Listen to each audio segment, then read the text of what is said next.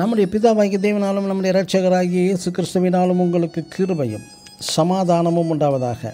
கிறிஸ்து இயேசுவுக்குள் அன்பான சகோதர சகோதரிகளை, இன்று நாம் தியானத்துக்கு எடுத்துக்கொள்ள இருக்கிறதான வேத வசனம் 2 சாமுவேல் புத்தகம் 19ஆம் அதிகாரம் 23ஆம் வசனம். தாவீது ராஜா சீமேயை பார்த்து, நீ சாவதில்லை என்கிறார். ஆமென். ஏன் தாவீது ராஜா அதுவும் ஒரு குறிப்பிட்ட நபரை பார்த்து நீ சாவதில்லை என்று சொல்ல காரணம் என்ன?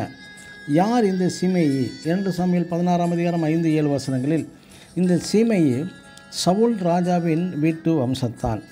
தாவீது ராஜாவை பிடிக்காமல் கர்த்தரால் அபிஷேகம் செய்யப்பட்ட தாவீதை தூஷித்தவன்.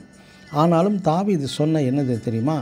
இது தேவன் அனுமதித்தார், இவன் இந்த சீமையை தூஷிக்கிறான், பரவாயில்லை தூஷிக்கட்டுமே என்று விட்டுவிட்டு அதன் பிறகும் அவனை நோக்கி நீ சாவதில்லை என்றும் சொல்லி விடுகிறான் தாவீது.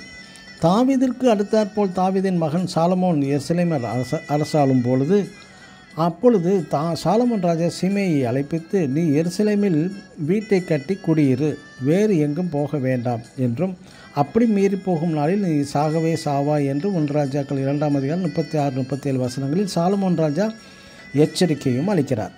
தாவீது ராஜா சீமேயை பார்த்து நீ சாவதில்லை என்பதற்கும், சாலமோன் ராஜா சீமேயை பார்த்து நீ சாகவே சாவாய் என்பதற்கும் இரு பொருளுமே ஒரே அர்த்தத்தை தான் குறிக்கிறது.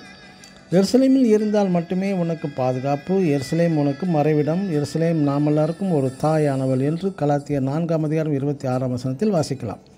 ஒரு பாதுகாப்பு தாயின் அரவணைப்பில் உண்டு. ஆவிக்குரிய பிரகாரமாக நாம் தியானிக்கும்போது தாய் என்பது ஒரு சபையை குறிக்கிறது.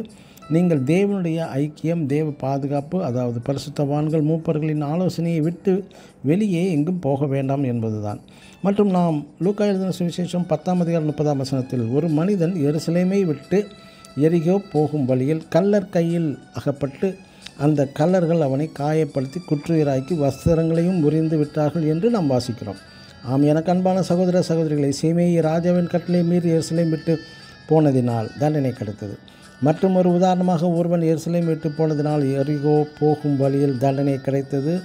நீங்களும் இந்த மேலான பரிசுத்தவான்களின் ஐக்கியம் ஆலோசனை விட்டு விடாதீர்கள், அப்பொழுதுதான் உங்கள் ஆயுசு நாட்களும் நீடித்திருக்கும் என்கிறார். ஆமேன். God bless you.